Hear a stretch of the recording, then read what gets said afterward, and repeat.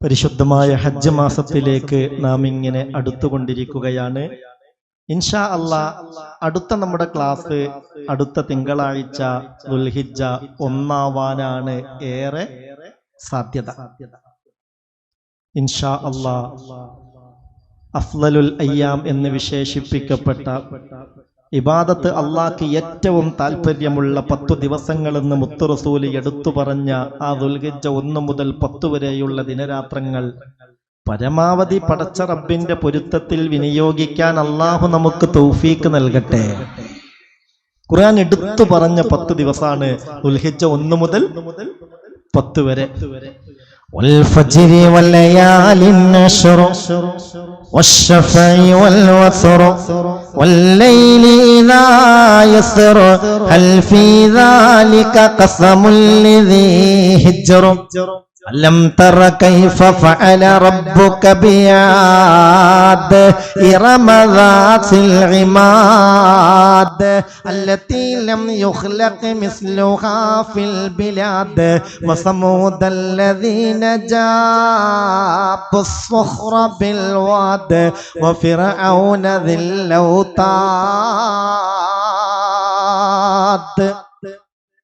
ചരിത്രത്തിലെ ഏകാധിപതികളായ പല അഹങ്കാരികളെയും പടച്ച റബ്ബ് നശിപ്പിച്ച കാര്യം എടുത്തു പറയാൻ ഇലാഹായ റബ്ബ് സത്യം ചെയ്തു പറഞ്ഞ ദിവസങ്ങൾ വൽ ഫജ്രി വലയാലിൻ അശ്ർ ഐ അശ്രി അയ്യാമിദിൽ ഹിജ്ജ. ദുൽഹിജ്ജ മാസത്തിലെ ആദ്യത്തെ ഈ 10 ദിവസങ്ങൾ അതിന്റെ രാവും പകലും അതിനെ പിടിച്ച് സത്യം ചെയ്തിട്ടാണ് ഈ കാര്യം അല്ലാഹു പറയുന്നത്. അപ്പോൾ ആ ദിവസത്തിന്റെ മഹത്വം എത്രത്തോളം ഉണ്ടെന്ന് നമ്മൾ ചിന്തിക്കണം.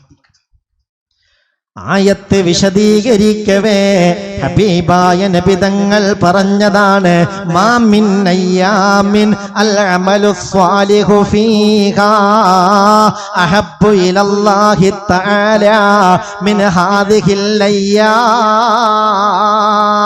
യഅനി അയ്യാമി അശ്രി ദിൽ ഹിജ്ജ.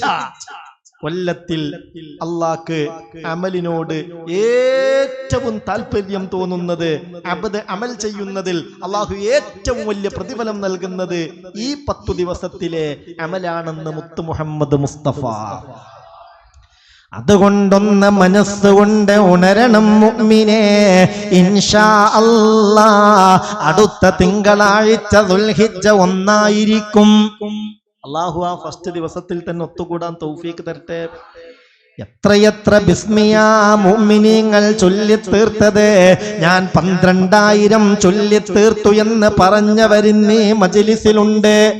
പല തവണയായി 4444 ചൊല്ലിത്തീർക്കാൻ അല്ലാഹു എനിക്ക് സൗഭാഗ്യം തന്നു എന്ന് പറഞ്ഞവരിന്നീ മജ്ലിസിലുണ്ട്. ഞാൻ 1,00,000 നിയ്യത്ത് ചെയ്തു, 80,000 എന്റെ ബിസ്മി കഴിഞ്ഞു എന്ന് പറഞ്ഞവരുണ്ട്. അൽഹംദുലില്ലാഹ് അൽഹംദുലില്ലാഹ് അൽഹംദുലില്ലാഹ്.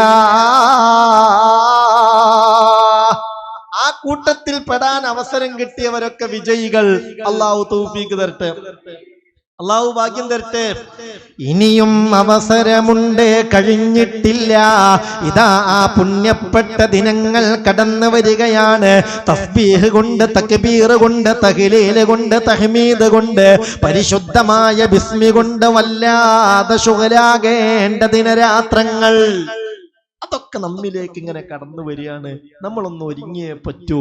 അള്ളാഹു ഒരു ഒരുക്കം നമുക്ക് തരട്ടെ, ഒരു ഉണർവ് അല്ലാഹു തരട്ടെ. ആരെ നമ്മൾ കാത്തിരിക്കുന്നത്? നമ്മുടെ മുന്നിലുള്ള ചില ദൃഷ്ടാന്തങ്ങൾ അത് നമ്മളെ കണ്ണ് തുറപ്പിക്കണം.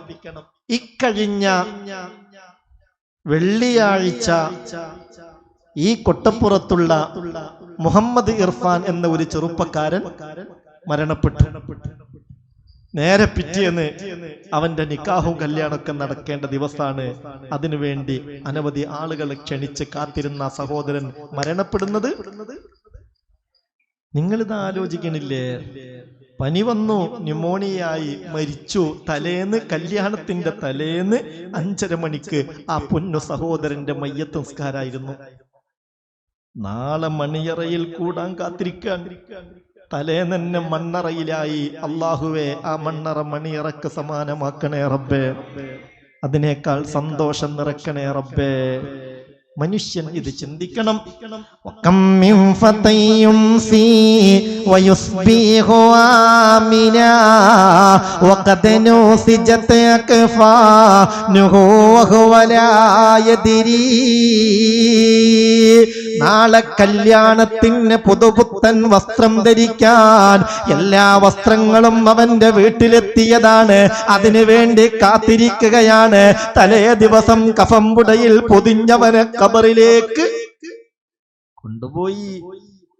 നാളെ കൂട്ടുകാരന്മാരെല്ലാരും കൂടിയും പുതുപുത്തൻ വസ്ത്രമണിയിക്കും. അതിനു വേണ്ടി ഒരുപക്ഷെ മണിക്കൂറുകളോളം സെലക്ട് ചെയ്ത് വസ്ത്രമൊക്കെ വാങ്ങി വീട്ടിൽ അൽമറയിൽ എത്തിച്ചിട്ടുണ്ട്. പക്ഷേ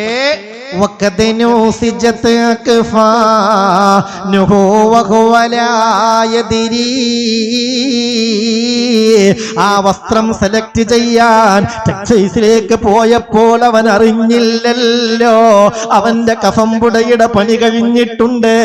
ആ വസ്ത്രത്തിൽ അവനെ പൊതിഞ്ഞ് ഖബറിലേക്ക് കൊണ്ടുപോകാനുള്ളതാണ്. ഈ വസ്ത്രം ധരിക്കാൻ അവന് വിധിയില്ലാത്തതാണ് മനുഷ്യന്റെ അവസ്ഥ. അള്ളാഹു ആ സഹോദരന് സ്വർഗം കൊടുക്കട്ടെ. ഹൂറുല്യങ്ങളെ കൊണ്ട് അള്ളാഹു സന്തോഷിപ്പിക്കട്ടെ. ആ മണ്ണറ അള്ളാഹു മണിയറയാക്കി കൊടുക്കട്ടെ. കുടുംബത്തിന്റെ സങ്കടം എത്രയായിരിക്കും. അള്ളാഹുവേ റബ്ബേ, നീ സമാധാനവും സലാമത്തും നൽകണമേ അല്ലാ. വിവാഹത്തിന് വേണ്ടി തയ്യാറായ ആ വധുവിന്റെ, ആ മണവാട്ടിയുടെ മനസ്സെന്തായിരിക്കും. അള്ളാഹുവേ, ഏറ്റവും ഹൈറായ റാഹത്തുള്ള ബന്ധം കൊണ്ട് അനുഗ്രഹിക്കണേ അല്ലാ. അതുകൊണ്ട് നാളെ നന്നാവാ, പ്രായമായിട്ട് നന്നാവാ, കല്യാണം കഴിഞ്ഞിട്ട് നന്നാവാ, കുട്ടികളുണ്ടായിട്ട് നന്നാവാ. കാത്തിരിക്കാൻ സമയം ഇല്ല. وكم من عليل وكم من صحيح مات من غير علتي وكم من عليل عاش دهرا على ظهري. ആരോഗ്യത്തിന്റെ ഗാത്രരായ ചെറുപ്പക്കാർ പെട്ടെന്ന് മരിച്ചു പോകണു. ഒന്ന് മരിച്ചെങ്കിലെന്ന് ബാക്കിയുള്ളവരെല്ലാരും ആഗ്രഹിക്കുന്നുണ്ട്, അയാളും ആഗ്രഹിക്കുന്നുണ്ട്. ആ നിലയിൽ കിടപ്പിലായിട്ട് കാലങ്ങൾ കുറേയായി. പക്ഷെ അങ്ങനെ നീണ്ടുപോവാണ്. അങ്ങനെയുള്ളവരും ഇഷ്ടം പോലെ ഉണ്ട്. അല്ലാഹുവേ, എപ്പോഴാണെങ്കിലും മരണം ഈമാനോട് കൂടാക്കി തരണേ അല്ലാ.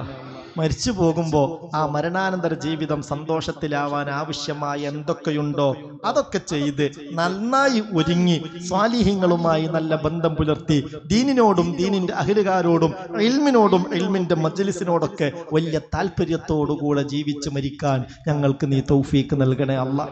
ഞങ്ങളൊക്കെ നീ ഒന്ന് ഏറ്റെടുക്കണേ അല്ലാ. ഇതൊക്കെ ആഖിറത്തിലേക്കും ഒരു മുതൽ കൂട്ടാക്കണേ അല്ലാ.